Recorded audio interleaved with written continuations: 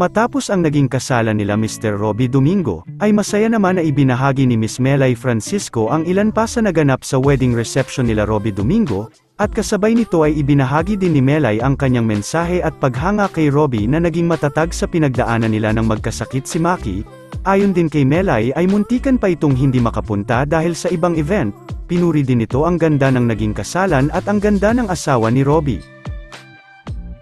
Mr. and Mrs. This is it.